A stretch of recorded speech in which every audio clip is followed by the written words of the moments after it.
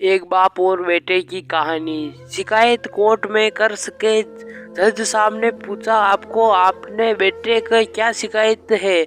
बूढ़े बाप ने कहा कि मेरे बेटे ने उसकी हैसियत के हिसाब से हर महीने का खर्चा मांगना चाहता हूँ। जज साहब ने कहा, वो तो आपका हक है, इसमें सुनवाई की क्या जरूरत है? आपके बेटे को हर महीने खर्च देना चाहिए।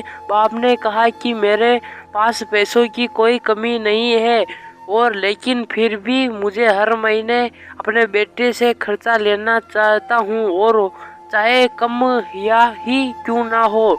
जज साहब ने आश्चर्यचकित होकर बाप ने कहा, लगा आप इससे मालदार हो तो आपको बेटे से क्यों पैसे की आवश्यकता है? बाप ने अपने बेटे का नाम और पता दर्ज हुए। जज साहब ने कहा कि आप मेरे बेटे को अदालत में बुलाएंगे और आपको बहुत कुछ पता चल जाएगा। जब बेटा अदालत में आया जो जज साहब ने बेटे से कहा कि आपके पिताजी आपसे हर महीने खर्चा लेना चाहते हैं, चाहे वे कम ही क्यों न हो। बेटा भी जज साहब की बात सुनकर आश्चर्यचकित हो गया। कहने लगा, मेरे पिताजी बहुत अमीर है, उसके पास पैसे भला क्या जरूरत है?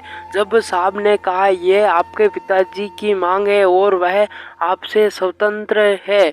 पिता ने जज साहब से कहा कि आप मेरे बेटे से कहिए कि वह मुझे हर महीने 100 रुपये देगा और वो भी उनके हाथ से और उनके पैसे से बिल्कुल भी देरी न करेगा। फिर जज साहब ने बूढ़े आदमी के बेटे से कहा कि तुम हर महीने 100 रुपये बिना देरी के उसके हाथों में देंगे, ये आपको अदालत हुक्म देती है। हुक्म देना खत्म होने के बाद जज साहब बूढ़े आदमी को अपने पास बुलाते हैं और उन्हें बूढ़े आदमी से पूछते हैं, अगर आप बूढ़े बुरा न माने तो मैं आपसे एक बात पूछूंगा, आप बेटे के खिलाफ ये केस क्यों किया? आप बहुत अमीर आदमी हो और ये इतनी छोटी सी कीमत? बूढ़े आदमी ने रोते हुए कहा, जज साहब मैं अपने बेटे का चेहरा देखने के लिए तरस गया था, वह आप कर्मों में इतना व्यस्त रहता है।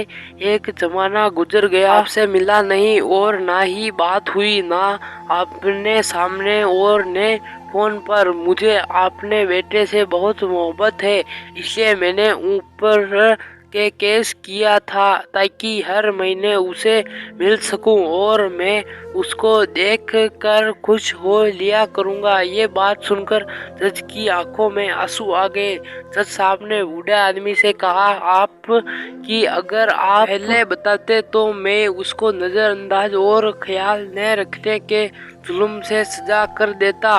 बूढ़े बाप ने जज साहब की तरफ मुस्कुराते हुए देखा और कहा, अगर आप सजा कराते तो मेरे लिए दुख की बात होती, क्योंकि सच में अपने बहुत मोहब्बत करता हूँ और उसे हरगिज़ नहीं चाहूँगा मेरी वजह से मेरे बेटे को कोई सजा मिले या उसे कोई तकलीफ हो। तो दोस्तों इस कहानी से आपको बहुत कुछ सीखने को मिला होगा। तो दोस्तों हमारे प्यारे से चैनल को सब्सक्राइब भी जरूर कर ले। और दोस्तों हम मिलते हैं किसी नई कहानी में, तब तक के लिए जय हिंद जय भारत।